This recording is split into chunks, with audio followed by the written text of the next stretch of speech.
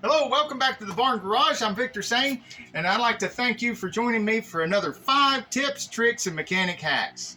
Insanely cool cars, tool reviews, and auto repair videos. First tip, if you're changing wiper blades or for any other reason working around a windshield, I like to keep a piece of cardboard on the windshield because if I've got the wiper blades off, you've got metal right here, and one slip. Now you may think you've seen this trick, but I do it differently. What's different about the way I do it may be hidden in the name. I call it the double hammer technique. As you'll notice, a lot of people, they give a tip like this, and they're banging on this rotor that's rusted on here, trying to get it off, and they're occasionally hitting and ruining the studs, or knocking a stud loose, or hitting the hub and dinging it up. If you use 2 hammers, you can take the first hammer and set it right up against the rotor, the second hammer, and smack it. See all that rust and stuff come off like a cloud? And another spot, and another spot, and you're not even denting up the rotor because the hammer's hitting the hammer, and the other end of the hammer's already in contact. And you doesn't matter if your aim is off a little bit because you've got all this surface area here to hit. And if you kind of miss, you might hit the handle, or you might hit the other handle, hits the other handle. But your hand is nowhere near in the way, and you're nowhere near hitting the studs or the hub. Next, I have lots of different funnels of lots of different sizes and shapes and openings.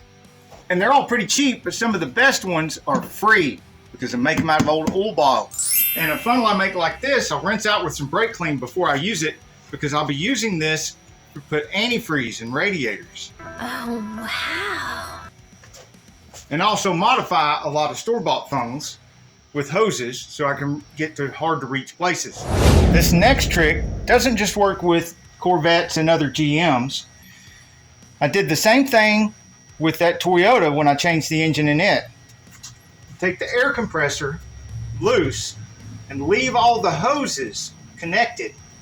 And because look, hose, rubber hose, and even this dryer here can come loose, and it's got rubber hoses connected to it so that you can fold this stuff over out of the way and not have to lose all your Freon.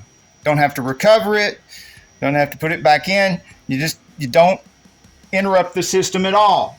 Just take the belt loose and the mounting bolts and put it out of the way before you do head gasket job or changing the engine or anything like that.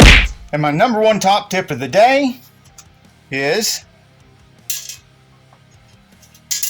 upgrading from a magnet like this and searching around blind to a nice lighted endoscope. These are not nearly as expensive as what you think. At least they're not that expensive anymore. This V4 comes with more than enough line here, and it's nice and stiff so you can form it to whatever shape you want. It's got an attachment I put right here that comes with it that has a little magnet on the end. Even with the magnet and the light, you can still see where everything's going, so you can read Saneauto there. Just stick it in there. It's got 3 cameras, so you can switch cameras. Okay, look around. I'm seeing the... Alright, I got it upside down, so let's twist that around a little bit.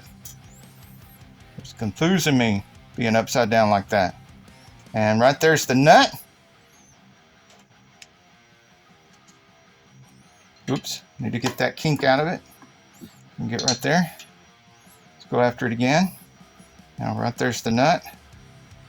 And the magnet's got it. And we're getting out of there. And ta-da! That's a lot easier than fishing around in the dark, not knowing, just hoping that the magnet will somehow find it all by itself.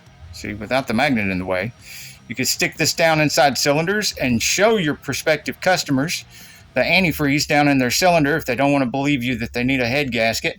If you got a timing cover off the front of an engine, you want to reach down in there and look up the piston skirt.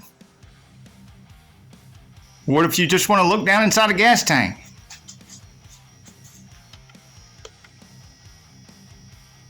Look, there's the internal fuel pump.